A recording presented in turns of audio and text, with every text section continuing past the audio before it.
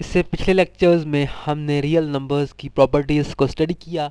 इस लेक्चर में हम एक्सरसाइज नंबर 1.1 के क्वेश्चंस को सॉल्व करेंगे। Question number 1 is which of the following sets have closure property with respect to addition and multiplication. हमने ये बताना है कि किन सेट्स में closure property of with respect to addition और मल्टीप्लिकेशन होल्ड करती है और किन में नहीं करती। तो स्टार्ट करते हैं पार्ट नंबर 1। फर्स्ट पार्ट ये है, सेट हमारे पास दिया गया है 0।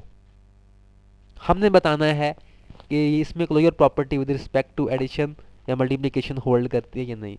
सबसे पहले हम ये देखेंगे closure property with respect to addition होती क्या है।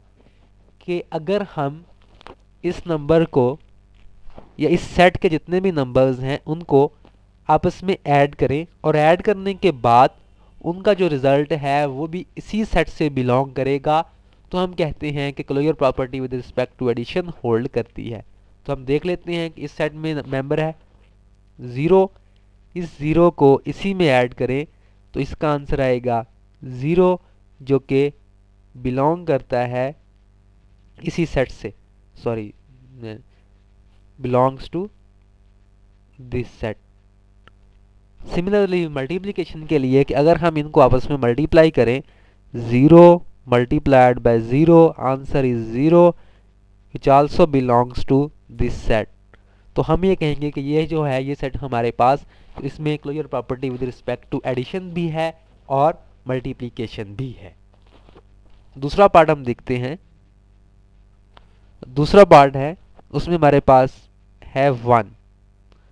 एडिशन के लिए हम देखें कि अगर हम इस 1 प्लस 1, तो इसका आंसर हमारे पास आएगा 2, जो कि बिलोंग नहीं करता इस सेट में से।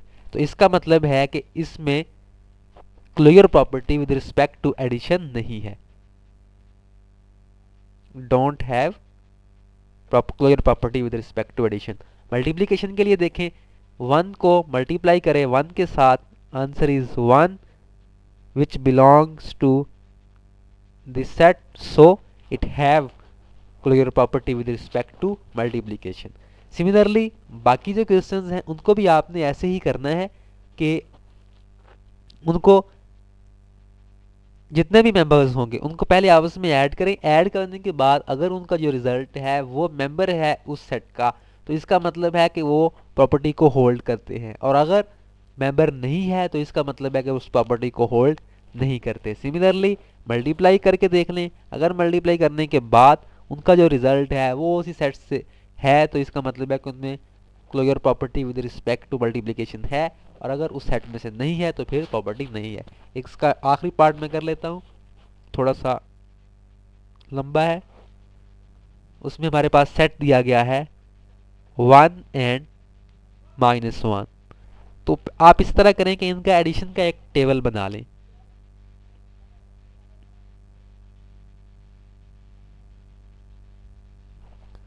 टेबल बनाने के बाद अब हर जो सेट का नंबर होगा उसको हमने ऐड करना है उसके जितने भी नंबर्स हैं, 1 एंड -1। कि पहले इस 1 को मैं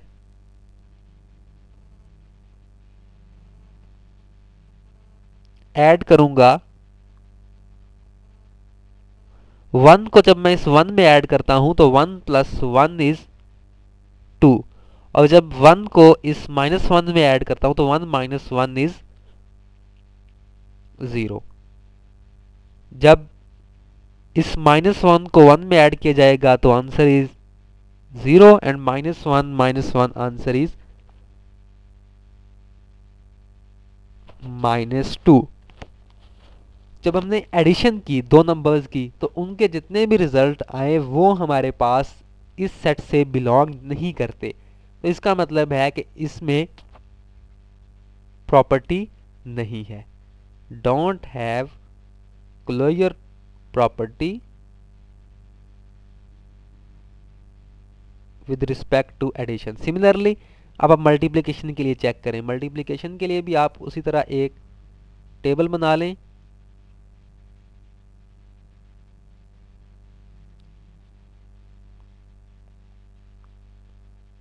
1 -1 1 एंड -1। 1 को पहले आप 1 से मल्टीप्लाई करें, आंसर इज 1। 1 को -1 से मल्टीप्लाई करें, आंसर इज -1। -1 को 1 से मल्टीप्लाई करें, आंसर इज -1 एंड -1 को -1 से मल्टीप्लाई करें, आंसर इज +1।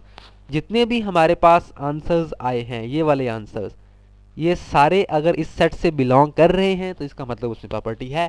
तो इसके आंसर्स 1 वो भी बिलोंग करता है और -1 वो भी बिलोंग करता है। सो इस सेट में closure property with respect to multiplication तो है, लेकिन closure property with respect to addition नहीं है।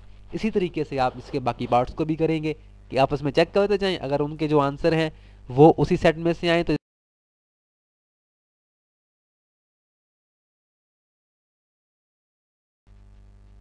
then question number 2 is name the property used in the following equations।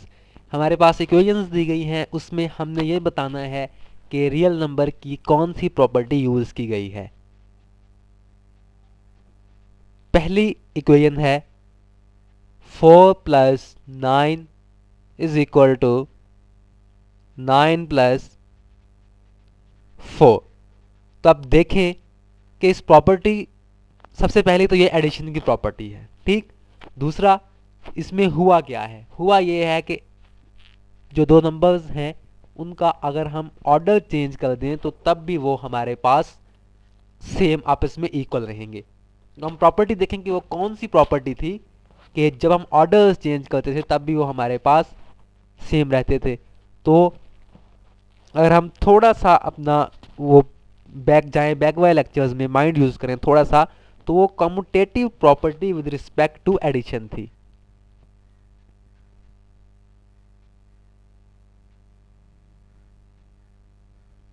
Commutative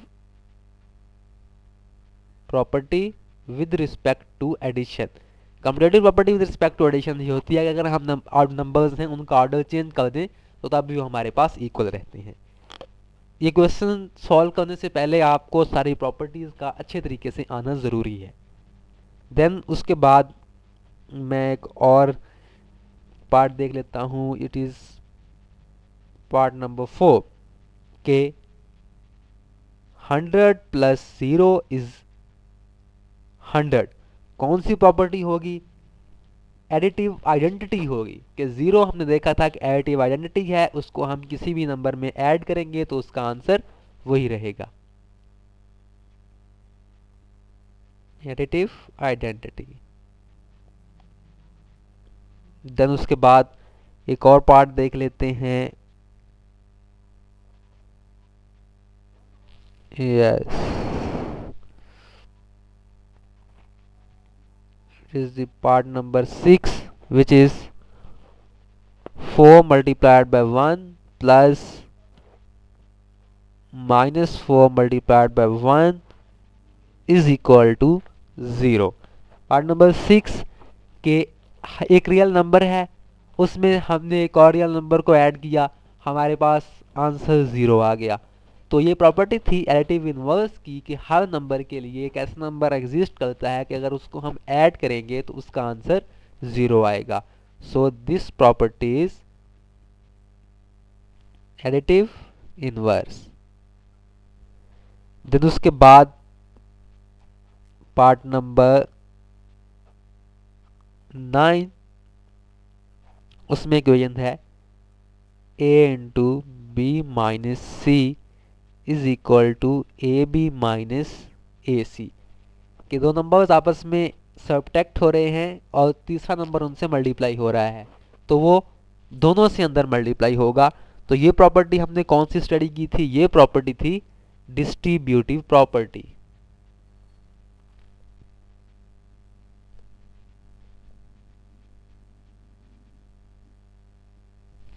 then उसके बाद आखिरी पार्ट देख लेते हैं, वो है a into B plus C minus D is equal to A B plus A C minus A D. तो ये भी वही प्रॉपर्टी है जो पहले हमने स्टडी की, डिस्ट्रीब्यूटिव प्रॉपर्टी। जो प्रॉपर्टीज पहले लेक्चर में स्टडी की गई हैं उनको आप अच्छे तरीके से तैयार कर लेंगे तो उसके बाद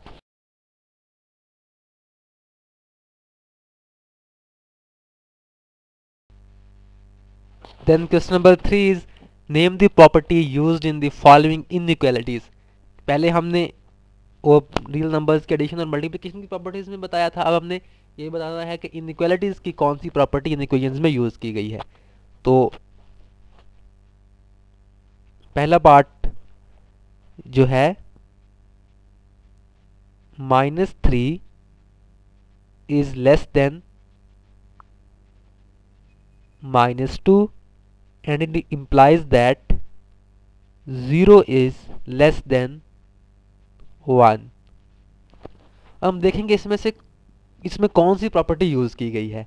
दो नंबर्स हैं, अब -3 इज लेस देन -2 और उसके बाद उसने कहा है कि 0 इज लेस देन -1। जब इन दो नंबर्स में एक सेम नंबर को ऐड किया गया और उसके बाद जो रिजल्ट आया है तो जो रिलेशन इनका होगा वही उस रिजल्ट का रिलेशन होगा। -3 में 3 ऐड किया तो 0 आ गया और -2 में 3 ऐड किया तो 1 आ गया। तो ये प्रॉपर्टी फिर कौन सी हुई कि जब हमने दोनों में सेम नंबर को ऐड किया तो उसके बाद रिजल्ट जो है उसका भी वही रिलेशन है जो कि पहले नंबर का रिलेशन था। तो ये प्रॉपर्टी है एडिटिव प्रॉपर्टी।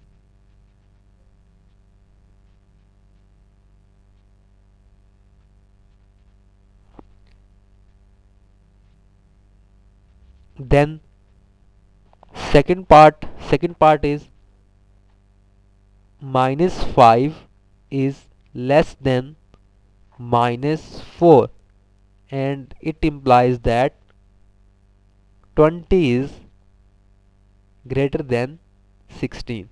दो नंबर्स हैं आपस में एक दूसरे से लेस हैं लेकिन उनके बाद जो रिजल्ट है वो आपस में एक दूसरे से ग्रेटर है। एक तो उनका जो है वो रिलेशन चेंज हो गया यानी कि जो लेस देन वाला था वो ग्रेटर हो गया। इसका मतलब है कि इनको किसी नेगेटिव नंबर से मल्टीप्लाई किया गया है और उसके बाद जो रिजल्ट आया है तो उसकी जो साइन है वो चेंज हो गई। सो this property is multiplicative property.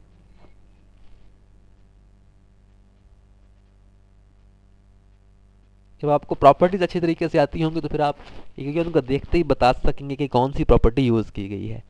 उसके बाद fifth part is a is less than b and it implies that 1 over a is a is greater than b and 1 over a is less than 1 over b। तो इसमें ही multiplicative property use की गई है।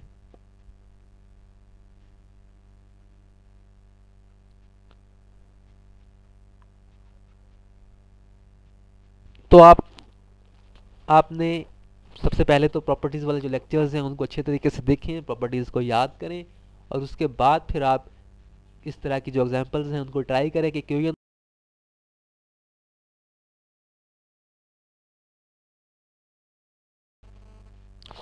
Then question number 4 is prove the following rules of addition. Addition के rules हमने prove करने हैं by using properties of real numbers. उसमें पहला पार्ट है a over c plus b over c is equal to a plus b over c। इसको अब हमने प्रूव करना है। हम इसकी लेफ्ट हैंड साइड ले लेते हैं a over c plus b over c। तो इसको अगर हम देखें तो इस a के साथ ये 1 ओवर c मल्टीप्लाई हो रहा है प्लस इस b के साथ ये 1 ओवर c मल्टीप्लाई हो रहा है। यहाँ से 1 ओवर c दोनों में से कॉमन आ जाएगा तो ये आपके पास आ जाएगा a plus b into 1 over c which is equal to a plus b over c which is the right hand side. इसका